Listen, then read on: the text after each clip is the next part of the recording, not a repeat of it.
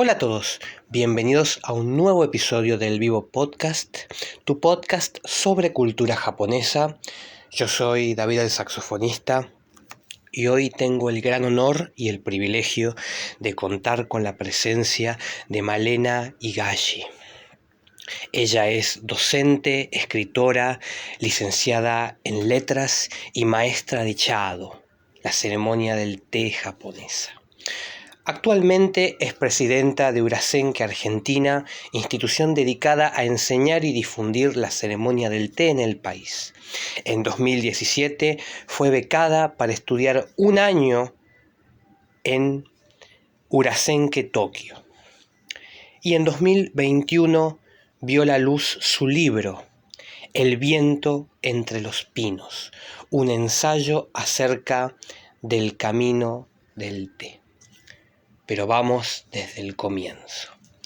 Malena, para mí es un gran honor contar con tu presencia en mi podcast y me gustaría comenzar abordando desde el inicio. En tu libro, El viento entre los pinos, hay narraciones muy poéticas y el concepto completo de la ceremonia del té está escrito con una visión y una manera tan increíble en su narración que es como escenas de una película o como la contemplación de un cuadro. Y asimismo me surge esta primer pregunta: ¿cómo surge escribir tu libro? Hola David, mucho gusto, muchas gracias por tus preguntas, voy respondiendo. ¿Cómo surge escribir el libro? Bueno, en realidad yo hace mucho que tenía ganas de escribir sobre la ceremonia del té y cuando se presentó la oportunidad de hacer el viaje a Kioto a estudiar a Urasenke allá durante un año, me planteé la posibilidad de empezar a escribir un libro, pero sabiendo que no iba a tener mucho tiempo allá para trabajarlo. Entonces lo que hice fue llevar un diario íntimo en donde iba anotando las cosas que hacía cada día, las cosas que pasaban, las cosas que iba aprendiendo, las sensaciones, los aromas. En El viento entre los pinos hay una dimensión sensorial que me interesaba trabajar y gracias a esos apuntes que fui tomando a lo largo de todo ese año pude plasmar un poco, ¿no? Después en el libro. Digamos que cuando llegué a Buenos Aires, después de haber estado allá, me puse a trabajar en una versión preliminar que me ayudó a ordenar los capítulos y a pensar una estructura. Y los diarios me sirvieron como base, ¿no? Para poder contar detalles, para acordarme de determinadas cosas. Así que el libro surgió un poco así, de esa manera, como un diario inicialmente y luego, bueno, el libro finalmente tiene también el registro de un diario, de un apunte, de una crónica, de un ensayo también, así que creo que son varios retazos de distintos géneros y de distintas impresiones, ¿no? A lo largo del tiempo. También hay un detalle que me gustaría resaltar y es que tu libro es también una puerta hacia la cultura japonesa. Todos los que podemos leer tu libro realmente podemos ingresar en un concepto, en escenas de la vida y principalmente en ese sueño mismo de la vida y de todo lo que significa la cultura japonesa. Y con respecto a esto va la pregunta, y es básicamente: ¿qué se siente el hecho mismo de que tu libro es como esa puerta, esa ventana a la cultura japonesa? La idea de que el libro sea una puerta a la cultura japonesa para mí es súper interesante, pero también me resulta interesante que sea una puerta que se abre desde América Latina, ¿no? O bueno, desde Argentina, eh, desde mi, digamos, mi condición de Nikkei, ¿no? Nikkei es la palabra que se usa para nombrar a los descendientes de japoneses. Y entonces me interesaba también esa mirada, ¿no? Porque no diría que es una mirada japonesa, sino que aparece problematizado también, ¿no? El choque de culturas o las diferencias culturales.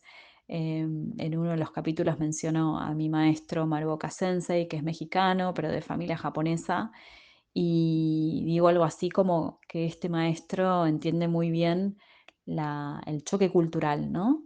De ser mexicano y también tener la disciplina y toda este bagaje japonés, ¿no?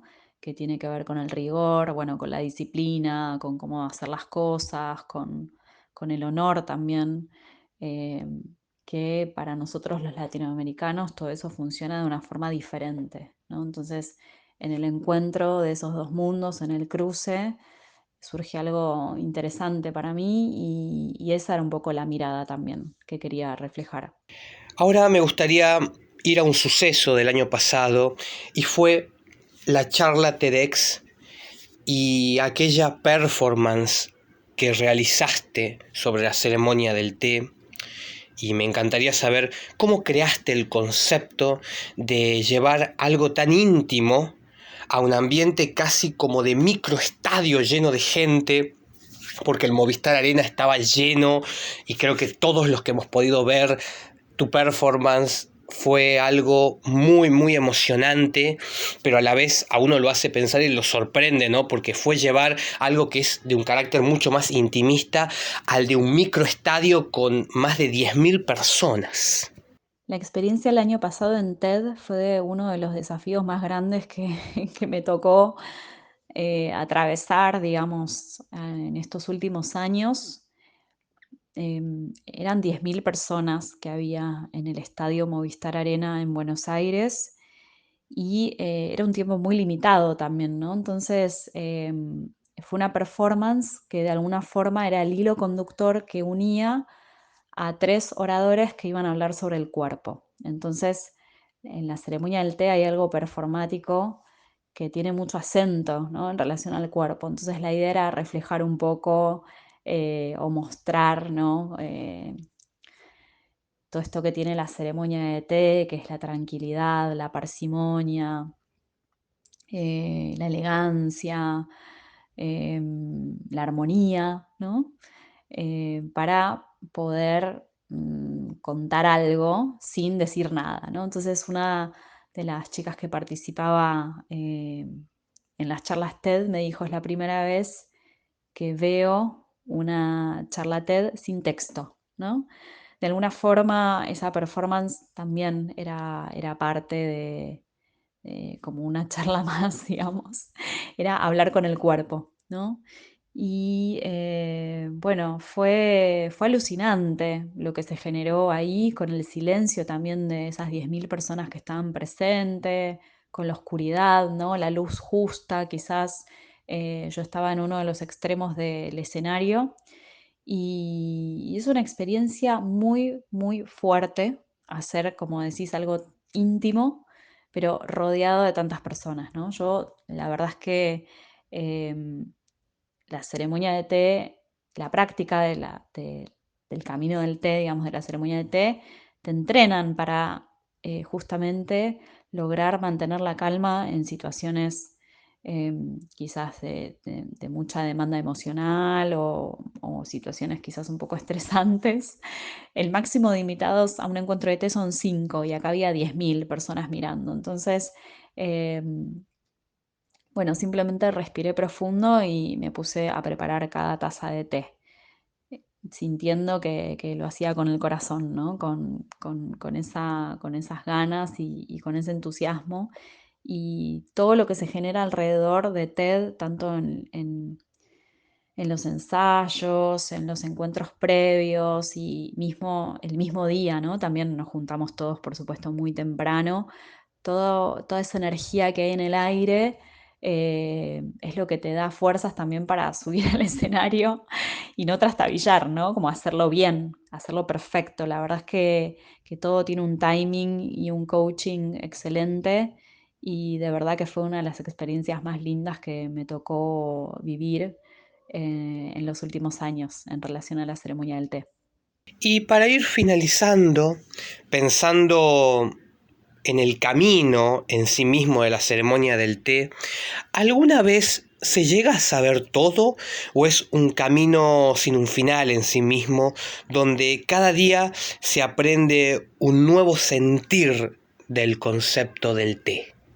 La ceremonia del té japonesa en japonés se llama Chado, el camino del té, o también agua caliente para el té, que sería Chanoyu, ¿no? Es una disciplina en la que aprendemos a preparar un té y servirlo a un invitado y también aprendemos las reglas de etiqueta que tiene que seguir el invitado, ¿no? Y en ese simple acto de dar y recibir con gratitud, bueno, aparece una dimensión enorme que tiene que ver con el camino, ¿no? La pregunta que vos me hacías tiene que ver con esto de si alguna vez llegamos a dominar, ¿no? Todo lo relacionado al té y yo te diría que no, que es un camino inagotable, infinito, porque tiene que ver con el vínculo humano, ¿no? Y es impredecible lo que puede pasar en un encuentro de té. Es impredecible también cómo van a ser las condiciones climáticas, por ejemplo. Entonces, el procedimiento de té que uno estudia, bueno, estudia miles, ¿no? de procedimientos. Hay muchas maneras de preparar el té o de armar un encuentro de té.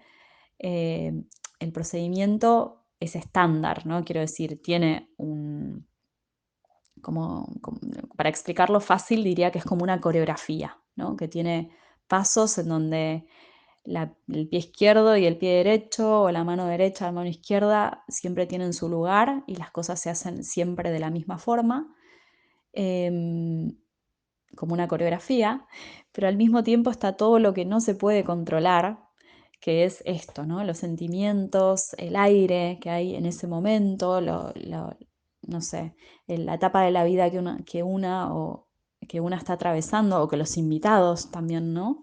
Entonces, para mí una linda metáfora para pensar el camino del té es que es equivalente al camino de la vida, ¿no?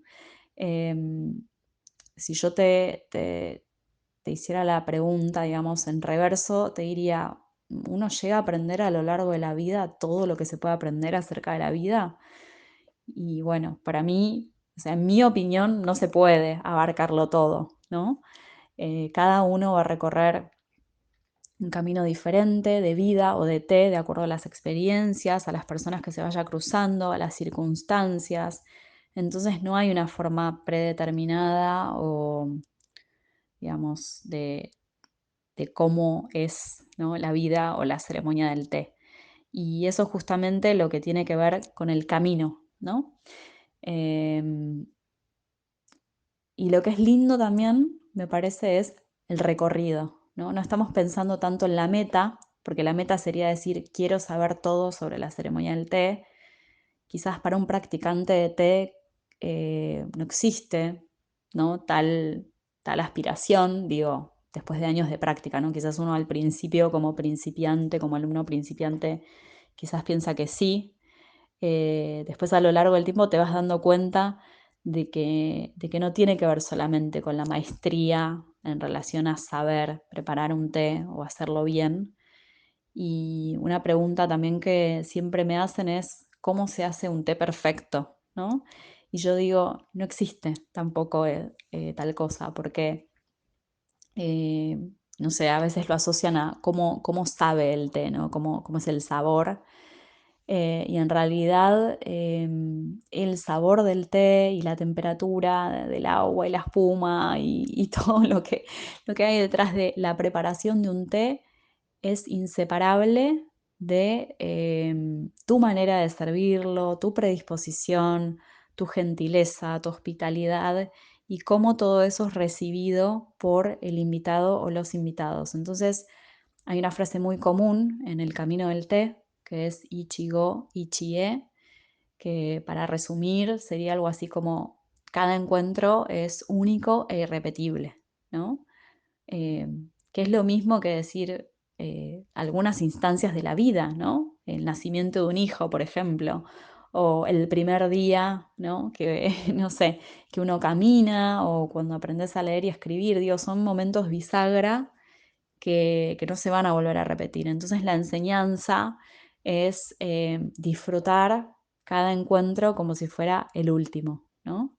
Esa es la filosofía también detrás del té. Muchísimas gracias, Malena.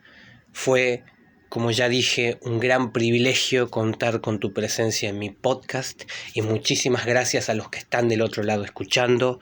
Yo soy David el saxofonista, pueden encontrarme de esta manera en todas las redes sociales y a este podcast, el Vivo Podcast, los pueden escuchar en YouTube y en Spotify.